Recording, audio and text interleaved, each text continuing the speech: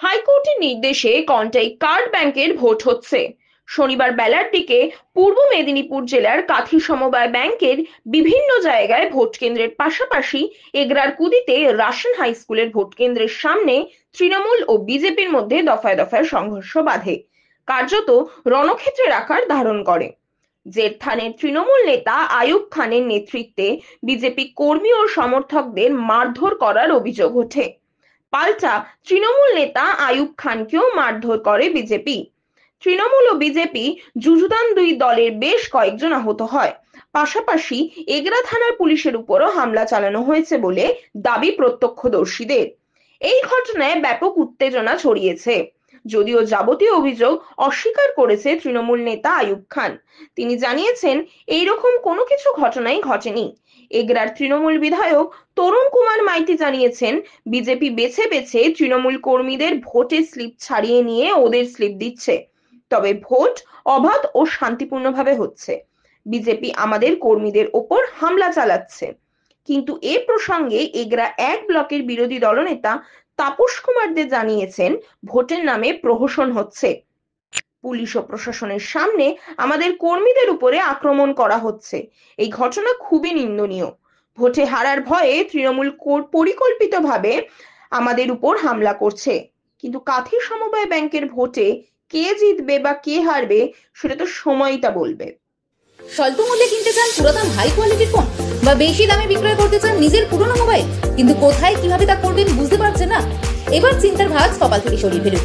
Dumdum 76/A Jaipur road Gangotri apartment mobile plaza এনেছে আপনাদের জন্য দুর্দান্ত অফার, যেখানে খুব সহজেই আপনারা পুরনো ফোন ক্রয় এবং বিক্রয় করতে পারবেন। তাই আর দেরি না করে চলে আসুন আমাদের স্টোরে। যোগাযোগ করুন 8479084750 এবং 8479084780। দেখুন, আপনারা দেখতে পাচ্ছেন যে এখানে যে স্লিপগুলো নিয়ে আছে সেগুলো ছাড়িয়ে নেওয়া হচ্ছে। এখানে ভোটের নামে ওরা প্রমোশন করছে, যাতে যে কোনো প্রকারে আমরা বাইক হোক আমাদের দিতে হবে। ওরা ওইভাবে ভেবে নিয়েছে, সব জায়গায় করছে, এটাও করতে চাইছে। তাই আমরাও অ্যালার্ট আছি, চেষ্টা করছি যাতে সুষ্ঠু সমাধানভাবে ভোট হয় তার ব্যবস্থা করা। ভোট কি সুষ্ঠু এবং স্বাভাবিক? আপনারা দেখতে পাচ্ছেন তো কীভাবে 2বার 3বার করে অশান্তি পরিবেশ তৈরি হচ্ছে। তৃণমূল বিধায়ক বলছেন যে বিজেপি হামলা চালাচ্ছে তাদের। আপনারা দেখেছেন যে আপনার কাছে ফুটেজ আছে, আপনাদের কাছে ফুটে দেখতে পাচ্ছেন কে হামলা করছে কে হামলা করছে না। আমাদের হামলা করবো কীভাবে? ওদের কাছে পুলিশ আছে, ওদের কাছে প্রশাসন আছে, সব ওদের কাছে। পুলিশের সামনেই তো এমনটাই ঘটেছে। পুলিশও দাঁড়িয়েছিল, দেখলেন তো আপনারা। তাহলে অবাধ এবং শান্তিপূর্ণ ভোট হবে বলে মনে করছেন? আমরা তো মনে করছি না, আমরা কোনো প্রকার মনে করছি না অবাধ শান্তিপূর্ণ। আমরা চেষ্টা করছি, আমরা পুলিশ প্রশাসনকে বলবো যাতে ওরা সুস্থ সমাধানভাবে ভোট হয় তার ব্যবস্থা করছে। না, একদম মারধরের কোনো অভিযোগ নেই। তারা নিজেরা ভোট, জনগণ তাদের ভোট দিচ্ছে না বা তাদেরকে পছন্দ করছে না, নিজেরা গন্ডগোল করে বলছে মারধর হচ্ছে। বিজেপি নেতৃত্ব বলছেন যে আইয়ুব খানের নেতৃত্বে এখানে তাদের উপর হামলা চালানো হচ্ছে। একদম না, আমরা তো ফুসফিলি ভোট করাচ্ছি। প্রশাসন আছে, প্রশাসন টহল দিচ্ছে। একদম কুদি আমাদের যে বাইপাস আছে ওখান থেকে কালী মন্দির অবধি প্রশাসন একদম টহল দিচ্ছে। কোনো গন্ডগোল নেই, সুন্দরভাবে ভোট হচ্ছে। আইয়ুব খান দলবল নিয়ে জেঠথান থেকে সেখানে হামলা চালাচ্ছে। না, একদম এটা মিথ্যা কথা। ওরা ভোট পাচ্ছে না, মানুষের আস্থা হারিয়েছে, সেই জন্য যা খুশি বলে যাচ্ছে। ভোট কি শান্তিপূর্ণ অবাধ হচ্ছে? শান্তিপূর্ণ ভোট। একটু পরে তো রেজাল্ট আসবে, আমাদের 8জন ক্যান্ডিডেট জয়ী হবে বিপুল ভোটে। ব্যাপারটা হচ্ছে ওরা হেরে যাবে এটা বুঝে গিয়ে তার অজুহাত তৈরি করছে। সমস্ত নির্বাচনে কেবলমাত্র বিজেপির ওপরে হামলা হয়, আর তৃণমূল কংগ্রেস কর্মীদের ওপর তারা যখন হামলা করেন, আমার নেতৃত্বে যখন কলারটা ধরে নেন, সেটা তো আমরা অভিযোগ করতে যাই না। একটা নির্বাচনকে ঘিরে স্বাভাবিকভাবে উত্তেজনা থাকে, সেই উত্তেজনাটা নির্বাচনের উৎসবের উত্তেজনা।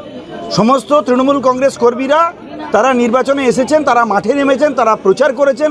স্বাভাবিকভাবে যদি আমাদের কোনো তৃণমূল কংগ্রেস কর্মীর কাছ থেকে আমাদের স্লিপ কেড়ে নিয়ে ছিঁড়ে ফেলে দেওয়ার ব্যবস্থা করা হয়, তাহলে আমাদের কর্মীদের মধ্যে উত্তেজনা তৈরি হওয়াটা স্বাভাবিক। তাদের স্বভাবটা ঠিক করতে বলুন না। গতবারে কন্টাই কোঅপারেটিভ ব্যাংকের নির্বাচনে আমি নিজে দাঁড়িয়ে আছি, আমার সামনে শঙ্কর বেরা তাদের প্রার্থী ছিলেন, বিজেপির নেতা। তিনি আমাদের নেতৃত্বের কাছ থেকে স্লিপ কেড়ে নিয়ে তাদের স্লিপ ঢোকাচ্ছিলেন এবং সেটা আমরা পুলিশকে জানিয়েছিলাম। তারপরে তিনি শান্ত হয়েছিলেন। আজকেও ঠিক একই কাজ তারা করছেন। তো আমাদের কর্মীরা উত্তেজিত হবে স্বাভাবিকভাবে। তাদেরকে শোধরাতে বলুন, তাদেরকে ঠিক থাকতে বলুন, নির্বাচনটা নির্বাচনের মতো করতে দিন। কিছু দুষ্কৃতকারীকে এখানে নামিয়ে দিয়েছেন মাঠে, তারা যখন তখন আমাদের নেতৃত্বকে তাড়া করছেন, কখনো ধরে নিচ্ছেন। এগুলো বন্ধ করতে বলুন। তারা কি অভিযোগ করবেন? আমরা শাসক দলে আছি বলে আমরা অভিযোগগুলো করি না, কিন্তু আপনারা ছবি তুলুন, ক্যামেরা তুলুন এবং সেই ক্যামেরাতে দেখতে পাবেন তাদের নেতাদের আচরণ। একজন নেতৃত্ব দাঁড়িয়ে বলছেন আমি আসছি শুনে আসছি, তিনি বলছেন হিন্দুরা সব চুরি পরে বসে আছে। তিনি যদি হিন্দু ধর্মের প্রতিনিধি হন, হিন্দু সমাজকে এভাবে অসম্মানিত করতে পারেন? বিজেপি নেতাদের বক্তব্য, তারা কি ধরনের হিন্দুত্ব করেন? এখানেও হিন্দুত্ব নিয়ে এসেছেন সমবায় নির্বাচনে। হেরে যাবার ভয়ে একটা অজুহাত তৈরি করছেন, হেরে গেলে দাঁড়িয়ে দাঁড়িয়ে বক্তব্য দেবেন যে তৃণমূল আমাদের উপর আক্রমণ করেছে বলে আমরা ভোট দিইনি। তারা তো জেঠথানের কথা বলেছিলেন, আজকে তো রাসনে আমরা নির্বাচন নিয়ে এসেছি, আমরা তো নির্বাচন করছি। সুতরাং সংগঠনের উপর জোর দিতে বলুন, মানুষের কাছে যেতে বলুন। শুধুমাত্র এই ধর্ম করে নির্বাচন হয় না। বাংলার মানুষ অত্যন্ত সচেতন মানুষ, তারা রাজনৈতিকভাবে সচেতন, তারা জানেন কারা বাংলার উন্নয়ন করছে, কাদের পক্ষে থাকতে হবে, কাদেরকে ভোট দিতে হবে। সুতরাং মানুষকে মোটিভেট করে লাভ নেই।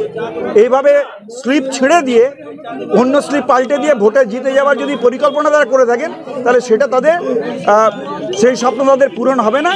তাদেরকে নির্বাচনে অংশ নিতে বলুন শান্তিপূর্ণভাবে, গণতান্ত্রিক পদ্ধতিতে।